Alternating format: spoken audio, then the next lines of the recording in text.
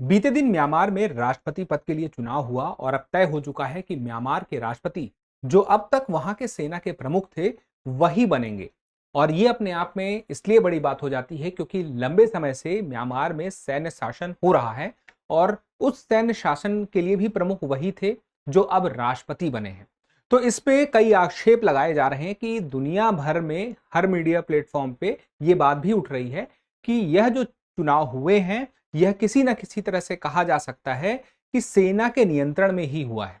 तो इसके पीछे क्या कारण है, क्या कोई कानून है म्यांमार में, चलिए उसको भी देख लेते हैं और सारी महत्वपूर्ण जानकारी जो आपकी परीक्षा के लिए महत्वपूर्ण है। और इसी के साथ ही चैनल को सब्सक्राइब कर लीजिए क्योंकि इसी तरह से बहुत सारी अपडेट आपके लिए आने वाली है। चलिए, तो नाम जो है इनका वो है सीनियर जनरल मिन ऑन्ग ह्वांग। तो ये सेना के प्रमुख थे यानी कि सीनियर जनरल थे और मिन ऑन्ग ह्वांग अब जो है आधिकारिक तौर पर देश के नए राष्ट्रपति बन चुके हैं। अब यहां पे देखिए 429 वोट उन्हें 584 मिले यानी कि बहुत ज्यादा मात्रा में वोट मिले, जिसके पीछे की एक बड़ी वजह है कि संविधान में एक ऐसा प्रावधान है जो म्यांमार की सेना को ताकत देता है। कैसे देता है वो भी समझते हैं। अब लेकिन सेना प्रमुख हो नहीं रहे हैं, सेना प्रमुख हो गए हैं जनरल ये बिन ऊ। और यहां पे नक्शे में अगर आप देखें तो भारत के जो नॉर्थ ईस्ट वाले स्टेट हैं उससे हम आगे बढ़ेंगे तो आपको म्यांमार दिखेगा। और ये जो म्यांमार है ये भारत का हिस्सा रहा है।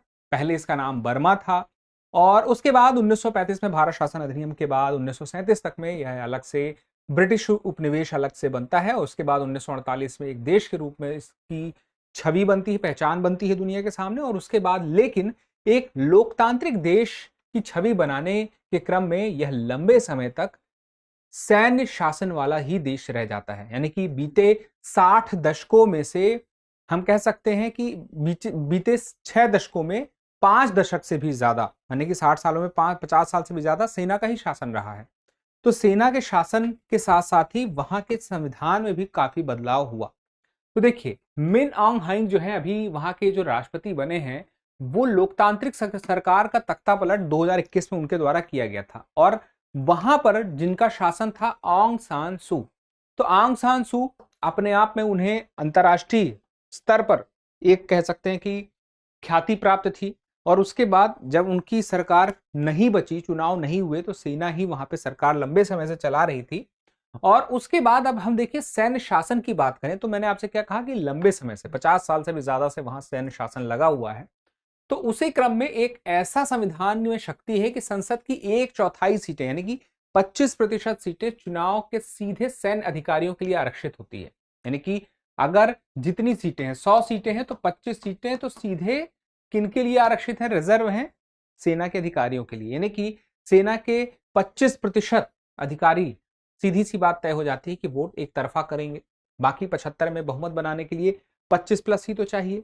अब यहाँ पे देखिए 2025 और 26 में के बीच में जो चुनाव हुए उसमें जो पूरा रिजल्ट निकला वो तो आपके सामने है। लेकिन 2021 में जब सरकार गिरी थी तो उस वक्त ये आरोप लगाए गए थे कि धांधली करके आंग सान सू की सरकार आई है चुनाव में। खैर वो तो बात की बात थी। अब यहाँ पे 2-3 बातें आपको पता होना चाहिए। यहाँ की स्थिति हम देखें तो म्यांमार की सेना का वर्तमान में देश के 90 कस्बों पर कोई कब्जा नहीं है, लेकिन कई क्षेत्रों में है। इनफैक्ट आपने रोहिंग्या के बारे में सुना होगा, जो शरणार्थी हैं भारत में। तो म्यांमार की सरकार ने लंबे पिछले कई सालों से यह बात कह दी थी कि ये जो रोहिंग्या हैं ये यहाँ के म्यांमार के निवासी नहीं है। और उसके बाद वहाँ उनके साथ कई हिंसक चीजें हुई, हिंसक बर्ताव हुए और एक ऐसा समय आया कि वहां से कई रोहिंग्या भारत आए, बांग्लादेश में आए, शरणार्थी बने। तो एक प्रक्रिया अलग से आप लोग जानते हैं, उसको आपने सुना होगा। अब इसके अलावा हम देखें तो थाईलैंड की सीमा के पास से एक राष्ट्रीय एकता सरकार संचालित हो रही है जिसमें वो लोग शामिल हैं जिन्हें तख्ता पलट के जरिए सत्ता से हटाया गया था। जो लोग सत्ता से हटे थे वो अपनी एक अलग सरकार चला रहे हैं, लेकिन वो कहां चला रहे हैं, वो थाईलैंड की सीमा के पास चला रहे हैं। तो यानी कि वहां पर उनका नियंत्रण नहीं है। अब यहाँ पे एक बात और महत्वपूर्ण हो जाती है कि अंतर्राष्ट्रीय दृष्टिकोण क्या है। तो चीन और आसियान जैसे पड़ोसी देश को एक नई औपचारिक सरकार के साथ संबंधों को मजबूत करने पर विचार कर सकते हैं। क्यों कर सकते हैं? क्योंकि लंबे समय से सैन्य शासन है, उसकी उपस्थिति एशिया में एक महत्वपूर्ण देश में हो ही जाती है। और उसके साथ ही वहां पे जो विद्रोही समूह है उन पर दबाव बढ़ाने के लिए एक पक्ष ये भी होता है कि दुनिया भर की देशों से समर्थन उस देश की सरकार को भी प्राप्त हो जाए। तो चलिए, कुल मिला के मुख्य बात ये थी कि आपको ये पता हो कि जो म्यांमार है वहां पे कौन इस वक्त नए राष्ट्रपति बने हैं और उसके साथ में उनका नाम क्या है, और उनके नाम के साथ में ये बात भी महत्वपूर्ण हो जाती है कि अभी म्यांमार की स्थिति कहां पे है और म्यांमार को हम पहले किस पहचान के साथ में जानते थे, और रोहिंग्या शरणार्थियों के बारे में थोड़ा सा आपको आइडिया लग गया है। इसके बारे में अतिरिक्त जानना है तो आप चैनल पर सर्च करके अच्छे से जानकारी प्राप्त कर सकते हैं, दृष्टि के ही चैनल पर।